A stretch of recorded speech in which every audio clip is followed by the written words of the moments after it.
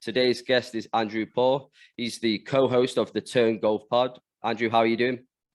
Doing good, man. Doing good over here in Knoxville, Tennessee, in the U.S. of A.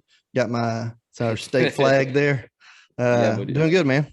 Good, yeah. Thanks for coming on. So, talk us a little bit about your podcast. Then, obviously, like I said, you're the co-host alongside and some audio and some video stuff. And I had dug into just messing around with podcasts. Maybe back in like 19, just as leisure wise, and yeah, we kind of got together and basically we just started. This is kind of what we did on Monday mornings anyway. We would call and be like, "Did you see that golf shot? It was sick." Or "Did you see that bad beat? The guy went from 4th place to 20th on the last 2 holes."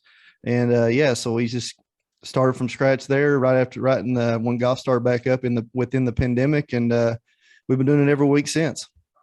Yeah, it's funny you say that because I kind of felt the same way. I was always talking about golf and I was tweeting about it, and I was like, why don't I just record this and put it out on a podcast and talk to people about it, right? Instead of just writing it on social media or something. I was like, I could just record this. So I mean, that's pretty cool. That's how you guys got started as well. Yeah, we like I said, I'd call him on Mondays. I worked night shift, or back then I worked night shift. So he on his way to work, a couple of mornings we'd talk about the golf tournament the past week. And like you said, golf's the greatest sport, I think, out there, just because there's so many ways to improve. It teaches so much about life, patience, how to treat people, be honorable, honesty, it teaches all these life lessons. Plus, you can play it till you're 90 years old. And, that's why my dad joined a country club back when I was probably about 10 years old, because he wanted one of his boys to play golf, not necessarily for a living, but so he could play golf more if he got his kids into it. And so me and my brother both, started. My brother was about 14. I was about, like I said, 9 or 10 or so. And I got the golf bug a little bit harder. My brother, since he was about driving age, he got him a girlfriend and basically would just take me to the golf course and drop me off. And I'd stay there 12 hours a day. And that's kind of how I got the golf bug. So you just started playing, right? Like just recently? Yeah, so I've been playing probably less than 2 years still. I've kind of always been into it, but I'd say like, kind of a backseat golf fan, just keeping an eye on it, not really with the golf bug, let's say, like as you mentioned. And then I started to take it up again about a year and a half ago, and then it just really hit me. And I was the same. I've been practicing, playing, watching every tournament ever since. And I agree with you, man. I mean, it's a great sport, not only just the sport itself, but as you mentioned, what it teaches people and the respect and the etiquette. It really is awesome. So to be able to just talk about it like we do and stuff, it's a real blessing. But so you guys on the podcast, I mean, you do a lot of DFS and stuff like that as well, or do you just kind of catch up and chat about the tournament, or is it all DFS, or do you try and cover other bits of content as well? Well, so what we try to do is, what we try to do every episode is we kind of talk about our personal lives first, like what we do over the weekend. He plays in a standard standard foursome, basically every Saturday and Sunday. Joe does. And then I don't get to play much anymore. Like I told you before we came on, I've got 4 girls, 10, 7, 3 years old, and 10 months old, and work all the time. So my golf is kind of limited to like short periods where I might play 4 or 5 days in a row and then might not play again for 3 months or a month or what have you. I actually, I still have a little bit of that competitive mindset. And when it comes to golf, and so I try to schedule tournaments, because that's when I know I can play. So if I schedule a tournament, maybe a 2-day tournament, 6 weeks out, I know I get to play 3 days in a row. That's kind of how I get it. So, but as far as the show goes, we try to talk about a little bit of our personal life, golf wise, what we got going on in our lives. And then we kind of recap the week before PGA wise. And then we go right into basically we go over the DraftKings slate for the week. And then at the very end of the show, we do like what was kind of been our bread and butter, what's our heart play of the week, who we really think is going to win. You got $1 left in your drawer on that Sunday morning at the casino, and you go put it down on somebody. And then we got the dart play of the week, which is, kind of a longer shot. The outsiders. Yeah. So that's kind of where we land on now through Rotoball. There's tons of different, we have guy named Andy out in California that breaks down the tournament every week. We have Josh, who does a great course breakdown using Google Earth pictures to define the golf tournament every week. And then we have another guy named Spencer Aguiar, who is a Vegas expert. He lives in Las Vegas, and he drops a bunch of daily content for showdowns for DFS. Also, he does some stuff for the Vegas picks. He'll pick a different guy every week or a different matchup. That's cool. Every week, and he kills it, man. He's like I don't want to say he's like an ATM, but he kills it. He's like up 40 units a year for like the last 3 or 4 years. So does a good job. I mean, for anybody that wants to check you out, so it's The Turn on Spotify and Apple Podcasts, right? And then you guys are also on YouTube, Instagram, anywhere else where the guys can find you and your podcast? Yeah. So easiest way to find us is www.youtube.com/c/The Turn. That's the easiest way to find us. Also, you can find us all over Twitter. And I'm at Andrew Putters. He's at Joe Nicely. Joe is like he's one of the originals when it comes to golf content in America. When it comes to DFS, he puts out tons of content every week and very respected. He was actually up for Rider of the Year in fantasy golf. So very respected throughout the country. That's, and he's just a buddy of mine. So that's good, man. That's good, man. So have you guys had any luck recently? Any kind of big wins or anything recently? No, I'd say not recently. I kind of got bit with the DFS bug very early on. So, before there was all the legality arguments, it was just kind of they put the apps out there and no state, over here in America, I don't know if you know this, but we have a federal government, state government. And so it's very complicated. Sure. Federal government has one set of laws, state government has other sets of laws. And so at the beginning, it was just kind of like the apps were there, And literally like my second week playing, I'll never forget, it was the 16 or 17 Canadian Open. Jason Day won. Whatever year that was. It was still played at Glen Abbey, which is a great golf course in Canada. And I put in like 30 lineups in like a $3 deal and banked it for $50K. So immediately hooked on DFS. And from that point on, we've got a local buddy here in town that reads a bunch of Joe's stuff, and he's banked 100K on golf, 100K on NASCAR, 100K on baseball. Just he's kind of I wouldn't say a DFS degenerate, but he's a car salesman, so he's got plenty of time sitting at his computer waiting for somebody to walk up. So there you go. I would say we hadn't had any big long shots since. What we just try to do is kind of educate more than pick or anything like that.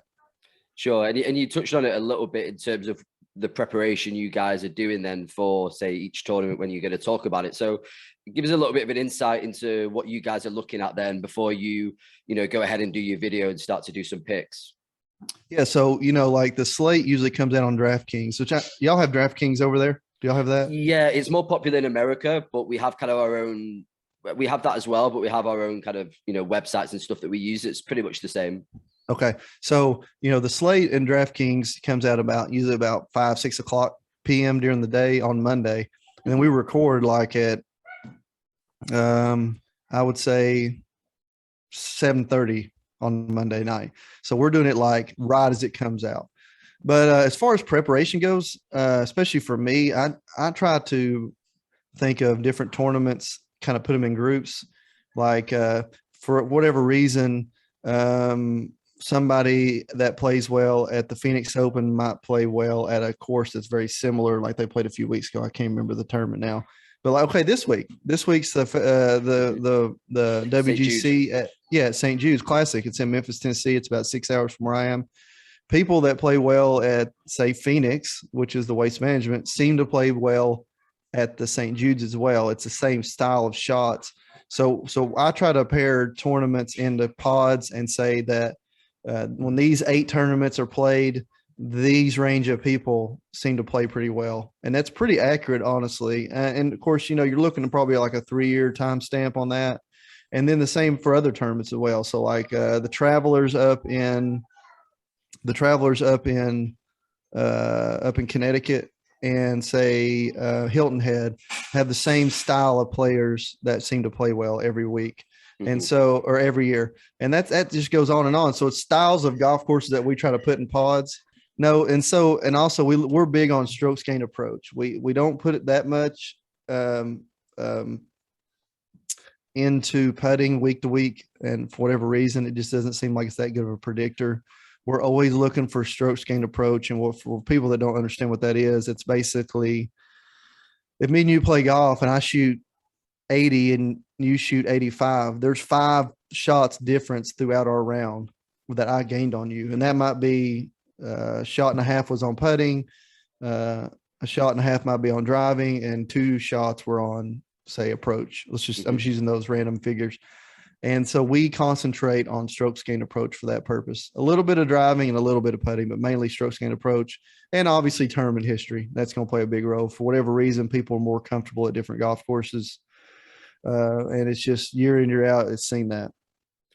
Yeah, I mean, that's a good point that you just finished on there, because that's kind of one of the things that I would look at. I mean, I'm not big into DFS and the betting side of it, but I do obviously like to talk about the golf and who I think is going to win, etc. And I was talking to Sia Najad, who does a little bit of work on the First Cut podcast, and also Mark Immelman actually about this. And I like to just stick with that in terms of players that play well at either the same course, something similar, or, you know, maybe a particular major. Obviously, we all know, like Brooks Koepka, for example, always seems to play well at the US, and then Louis Oosthuizen and just seems to play well pretty much at any major. So like I like to look at stats like that. I think they're super relevant in terms of when you're picking somebody. And I think it's great what you said there about looking at similar courses. That's not something that I've particularly thought of yet, but it's definitely a good point.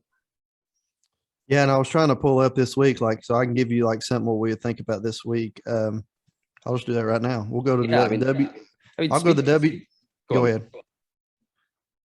I said I'll go to the WGC in St. Jude right now and pull something up and give you an idea of what we're thinking.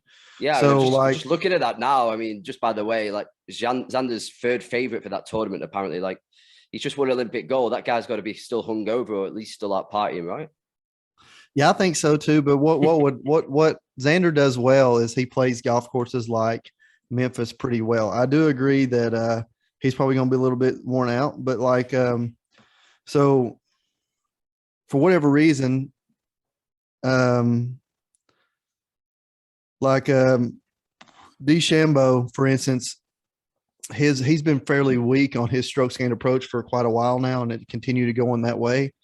And so whoever he's matched up against this week, if there's somebody compatible that say like even a Matsuyama who, you know, is probably way more inconsistent than Bryson, I would still look at Matsuyama over a DeChambeau this week. Or if Louis matched up against him, because Louis plays long irons. This is a long iron style golf course, 200 yards plus par fours, 175 to 225 are going to be very important. And those guys do that very well. So that's just an idea for this week. Now, I'm not a big DeChambeau fan, so that might be a little bit tainted. But,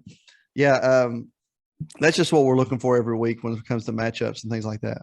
I mean, that's interesting that you say that, because I feel kind of the same way. I mean, give me a little bit of insight into your opinion, first of all, why you don't like him so much. Why I don't like Bryson? Mm-hmm.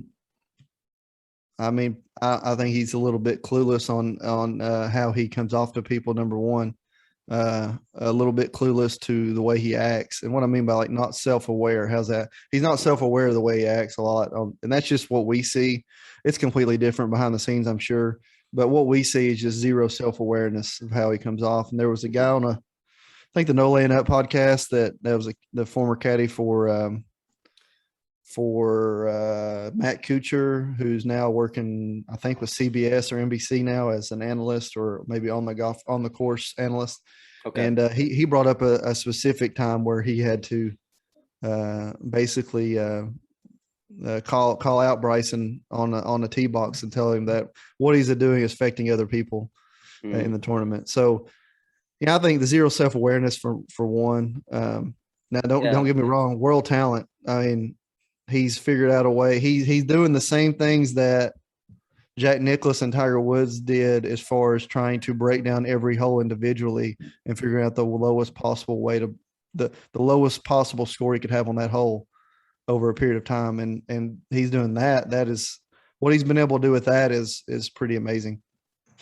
For sure. I think it is something to be just the self-awareness. I don't think he means to do it. He reminds me of, you know, when you get these, it could be a kid or an adult, when they're super intelligent, and because they're super intelligent, they almost sometimes like kind of insult people with the way they talk about stuff. He kind of reminds me like that, like with the driver, the way he goes, oh, it sucks. I think he's obviously got these high expectations. He works on it really hard, and he was probably just talking about his game was sucking that weekend. I don't really think he was specifically just talking about the driver. But yeah, just sometimes he's not aware of how he might sound, and he has to do that as a professional athlete, as they all do, right? They can't talk a certain way when they're on camera.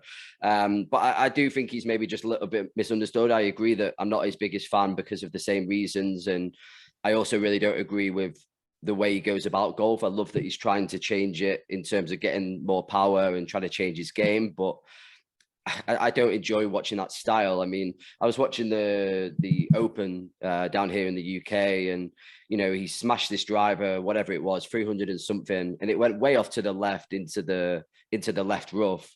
And then all the fans are kind of clapping and like, "Woo, Bryson!" You know, and it's like, well, he's going to take a second shot out of that long stuff at the Open now and hack it out and try and get it on the green, and they're cheering that. And I didn't really understand that kind of strategy. Whereas if he just took a little bit more off it, tried to find a better balance, you know, he'd probably dominate more often than he does, you know, kind of like he did at the US Open. So for me, I think that's what he kind of needs to do. But on the flip side of that as well, I don't know if you caught it. I saw the podcast that Tim Tucker did on the Subpar podcast, and he was just saying a similar thing in terms of how, you know, misunderstood he is, and how people don't see the kind of work he does for charities and with kids and all that kind of stuff. So yeah, maybe he just needs to work a little bit on what he says when the eyes are on him, you know? I agree. I mean, I would imagine, I mean, think about it. He's been at the top of his game at every level. So, you know, US Amateur champion, NCAA individual champion, US Open champion now at, you know, what, 28, 26. How wild is it that him and Jordan Spieth are the same age? Yeah. Doesn't fit. That's pretty wild to think. But yeah, I mean, I'm sure he's a great person. I'm just not the biggest fan. That's just it. Yeah. So who are you looking at this weekend then? Have you kind of having a proper look into it yet? Are you still kind of deciding before you choose, or have you got some picks? So, you know, this week, actually, I was, it's a week, I have a week off for work. So that's why they actually made it, we were able to put this together. But so Joe, my partner, kind of did the show solos. I haven't looked much at it, just from standpoint that I'm not a huge fan of no cut events. But I would say that Xander, Brooks, and DJ are naturally going to play this tournament very well, just from the way they hit their long irons. And that's that's without recent form in there. And it's no secret at all that Xander plays better. This is a shot at one of my buddies. It doesn't mean to be Nagels Bagels, who's a podcaster, but Xander seems to do better when no cut events and smaller field events, regardless of the competition. And this is highly competitive. He just won the gold medal over in Japan, over in Tokyo, excuse me. And those would be three guys that I would really be looking at. Recent form wise, you have to think DJ's been pretty bad. So I would just say that somebody like Brooks Koepka, it makes sense. He's a former winner here. If you look on down the slate a little bit, somebody like Will Zalatoris, who also hits his long irons good. He's been putting pretty poorly recently, but that's a little bit of a longer shot than say a Brooks Koepka. Sure. I think this week we've definitely got to take into account the traveling that's been done by those playing at the Olympics as well. I mean, that's got to take a bit out of them, right? I mean, when did they finish? They finished up playing on the Sunday, was it? And then they've just got back, and now they're going to have to get straight over to the tournament and get back out on the practice range, do a practice round. So I think it's an interesting week in terms of choosing picks. I feel like it's a week where you could maybe look a little bit down the slate a bit and choose somebody as maybe more like a mid-range pick, right? You know, there's some great players in there that have not played at the Olympics. Cantley's there, Scheffler's there. Matt Fitzpatrick, I always like the way he plays. I feel like we're all waiting for him to win. But yeah, with Xander, it's going to be an interesting one because we've all been waiting a while, haven't we, for him to finally get another win, whether it's on the PGA or at the Olympics. I guess it doesn't really matter. So it'll be interesting to see how this kind of boosts his confidence now back in the PGA rather than at the Olympics. Yeah, I agree. The Olympic travel has to be exhausting. I've flown to Tokyo before from here, and it's a long ways away. Mm-hmm. It took me 36 hours to get back home. Wow. People that say the jet lag ain't real, that they ain't ever done it, obviously. So, Sure. and I'm basically where the tournament is, as far as flying goes. So I would imagine if they had a similar trip, unless the plane was chartered, it probably took them between 25 and 30 hours to get back. Yeah. So you planning on getting over to the tournament, or you're not going to get a chance? It's 6 hours away. I caddied in it when I was 15. Our club pro actually qualified for it, and I caddied in it. And we were paired with Ted Purdy and Rory Sabatini. Sabatini is, obviously the silver medal. Yeah, this was like 23 years ago. So, Sabatini was very young then, and he was a great ball striker, and had, at the time, they were talking about how good, how great of a career he was looking to have. And he was not a very pleasant person to be paired with. However, I was a junior golfer, and so he talked to me the entire time. He loved talking to me about golf because I was just a junior, and he's like, "So what's your handicap?" I was like, I was like, I don't know, 15. I was probably like an 8 or something, and he's like, that's cool. And what was it last year? And, what kind of driver you hit and how far do you, he loved talking to me. Yeah. And that was my first exposure to the PGA Tour. And it was, of course, in Memphis. You got to look at this time of year. Temperatures are going to be around 100 degrees. It's miserably hot. Yes. So you got to think about that too. I was going to say it's going to be another factor, right? I'm just looking like mid slate here. Who we've got? Cameron Smith. He obviously got his win fairly recently as well. He's a good player that's used to probably playing in the heat. He's the Aussie, right? Joaquin Neiman. I think he just played in the Olympics. So did Shane Lowry.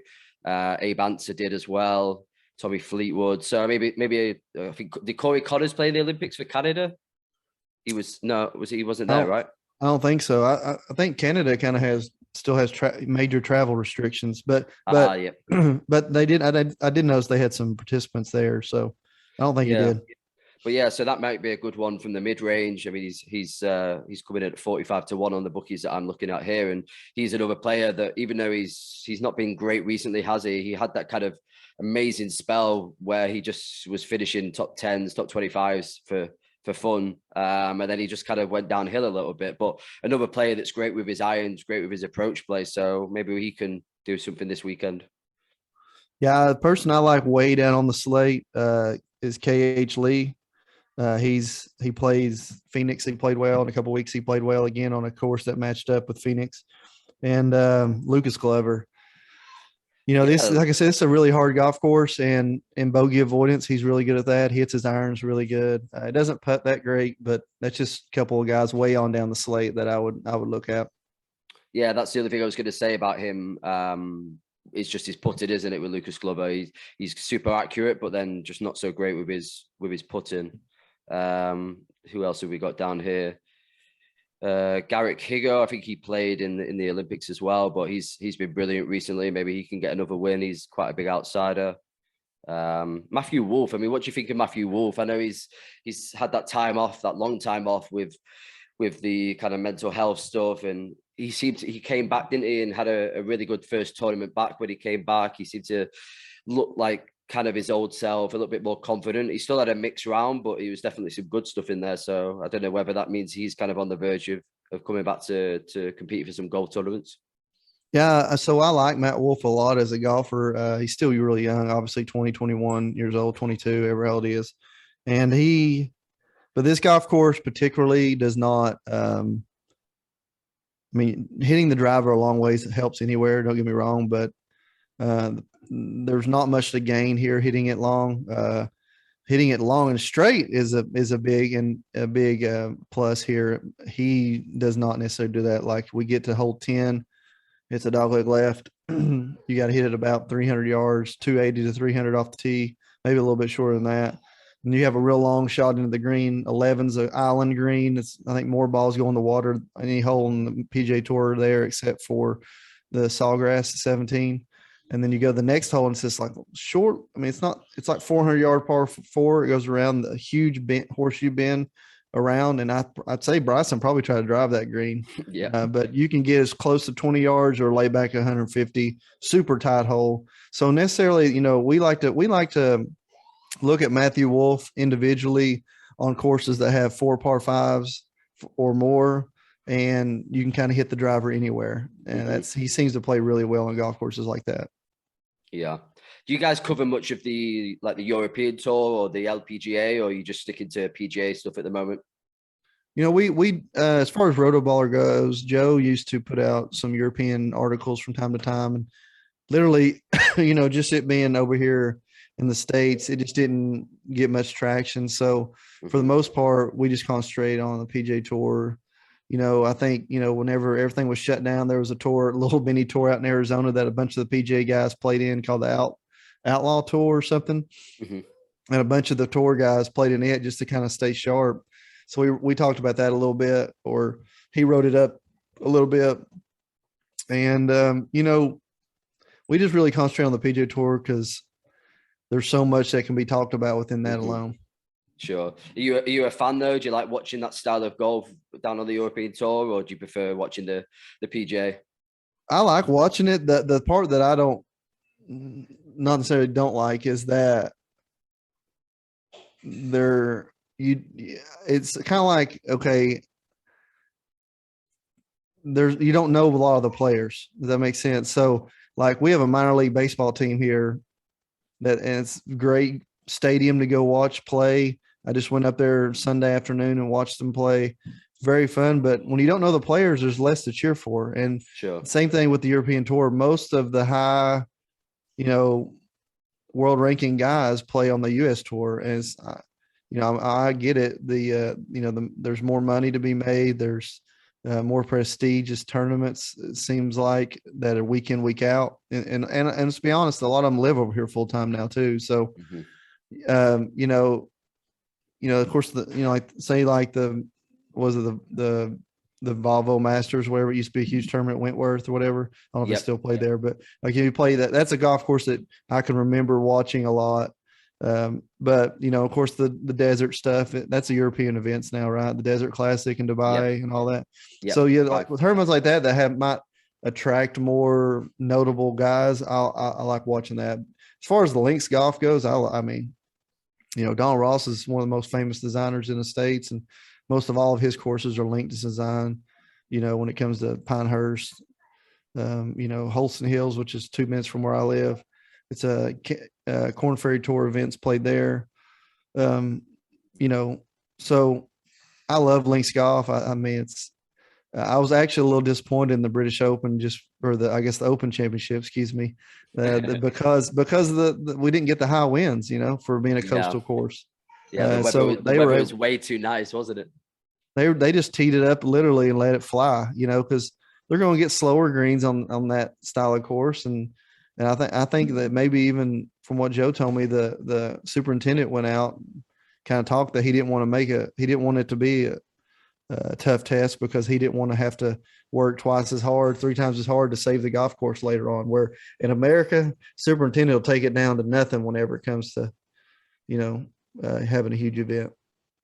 Yeah, that's a good point. I mean, just one of those. I mean, it's played at that time of year. There's always a chance that we're going to get some sun. So I don't know, maybe we need to look at adding it a little bit later into the calendar, because it's a good point, especially to attract the attention from outside of Europe, you know, like yourselves in the US. You want to be seeing that full links experience, don't you? The wind coming in and players having difficult shots to make. But I know what you mean. Compared to others, it just kind of seemed a little bit timid almost.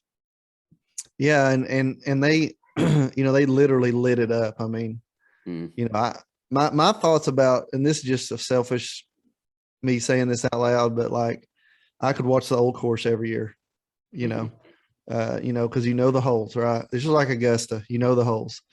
And I understand there's other great courses, and whether they're on like a 5-year rotation now or 6-year I don't know how many, maybe like a 5-year rotation of the different courses. And it's great, but I like the holes better. I like knowing the holes better. I like knowing the course better, and I only get to see them twice a decade. So, I've never got a chance to make the trip over there. I definitely want to do that, and hit the 3 Scotland courses up. Knock those out in one trip. That would be amazing. You guys gonna cover the Ryder Cup much? Have you had any early thoughts on that? Yeah, we probably will. We'll probably just have an episode and talk about the teams a little bit and make some predictions. That is really, over the last 20 years, has really turned into quite a rivalry now. Where we went, we went tons of years where Europe never lost and tons of years America never lost. And now it's turned into, I would love to go. I've heard it's because they keep the crowds down a little bit compared to regular events. Of course, there's only, 5 groups at a time or 4 groups at a time on the course, but I would love to go to a Ryder Cup one day. Yeah. Any early kind of predictions in terms of what the US team's going to look like or who you want to have in that US team? No, I really don't. They changed the selection process this year. Let me pull this up real quick. Oh, right. I didn't realize that. Yeah, they changed it because of the, with COVID messed everything up. They put they took it 2 years apart. And so now I think that they're letting the captains select half the team, where before the captains selected maybe 2 or 4. Yeah. I can't remember. So right now it's Morikawa, DJ, DeChambeau, Koepka, Thomas, and Xander. If you go outside the top 12, though, for me, a guy like Zalatoris or Kokrak, who's played great over the last year, they're both outside the top 12. But I'm not sure if they're better than anybody inside the top 12. So, like maybe Harrison English. So you got Jordan, Patrick Reed, Harris English, Cantlay, Berger, Finau. That would be a pretty good team there. So it's at Whistling Straits up in Wisconsin, which is a big golf course, big and windy. So you have to think about that too. Yeah, I mean, do you see this kind of whole thing with Brooks and Bryson affected it at all? You think that'll all be kind of cleaned up by then, or? No, I think it's all kind of. I don't think it's a scam at all or nothing like that, but I think it's definitely played up quite a bit between the two. They might not like each other, but I just think it's played up quite a bit. I don't think that Brooks necessarily. This is just an outside looking in opinion. I don't think that Brooks necessarily gets along with many people on the tour. That's just an estimation. I had a chance to talk to his brother in Knoxville whenever he was here for the KFT event. And just the way that, I'm not saying he's rude or anything at all, but, just the way that our conversation went, it just didn't seem like necessarily that. You kind of get, I get the kind of same vibe when he does the media stuff as well. So I know what you mean. He's I don't know, maybe like giving short answers, doesn't like to talk too much. So I kind of get that vibe from him as well. I don't know, at this point, it seems to have just got a little bit petty though. So that's the other thing that kind of makes me think whether it is, almost staged, right? Because I think when it first started as well, at least from what I got from the British coverage here, it's a similar time to when they started to talk about this whole almost like a golf league, whereby players that were having bigger brands and channels on social media were going to be rewarded. And then all of a sudden this kind of beef started, and it's like, well, is it down to that? They're obviously wanting to be talked about more. I have to imagine that a lot of that is plays a part. I mean, the comment though about the funniest one to me was the comment at the Open whenever DeChambeau said his driver was terrible, and then Brooks was like, driving into the weekend with my driver or something like that. That was hilarious. But I think it's all funny. But yeah, I think it's played up quite a bit. I just think they just don't get along. Like, later on, Brooks kind of put the fire out, I thought, whenever he said that, there's people you work with that you don't get along with. It's no different here. It's just you asked me a question about it. If somebody asked you a question about somebody you didn't like working with, I'm sure you get the same answer. Yeah, I think you made a comment about the caddy as well. No, he's like, I'm really happy with my caddy just after Tim Tucker and Bryson stopped working together. Yeah, that I think, at the US Open, there was rumors that they were in pretty heated discussions, which I would imagine, I think Bryson's caddy quit before, and Bryson struggled really bad and went back to him and said, whatever it takes to get you back. And he undisclosed salary, that's a lot. And so there's no doubt that he's the highest paid caddy on tour. But I mean, you have to imagine working for that guy would be pretty demanding, because you've seen video clips of him out there at dark still hitting balls. And, you think about being at a tournament and you're there from 10 in the morning, literally till 9 or 10 o'clock at night every day. That'd be very demanding. I know that he's probably getting paid well, but still very demanding, and probably just not, at the end of the day, it was not worth it to him. And so I think post US Open was whenever he quit. So there was some rumors that going around the driving range, I heard that it was pretty heated. Right. Yeah, it's interesting because, like I said, he did that podcast, and he had his kind of chance to speak about it, and he didn't have a bad word to say. So I don't know whether he was just kind of trying to keep his mouth shut about it. But yeah, I mean, it must be super intense. He was talking about how if Bryson wants to change something or test something in between tournaments or whatever, he's they're all supposed to be on a day off, that he would have to then go and fly out to see Bryson and work on him with it. And, even going out on the courses, and they're looking at stuff like air density and all this kind of thing. Like, he just come up with something and he has to go out there and meet Bryson and do all this testing with him. So as you said, it pays well, but I imagine it's super intense, and it probably doesn't get many days off, I imagine. Yeah. And I don't think that as far as the caddy goes, you have to think too, he's got to protect his future job status. And if he goes out and puts his player on blast, he's probably gonna have a hard time getting a job in the future. So I can understand why he wouldn't say something bad, but yeah, I mean, the intensity level's got to be extreme.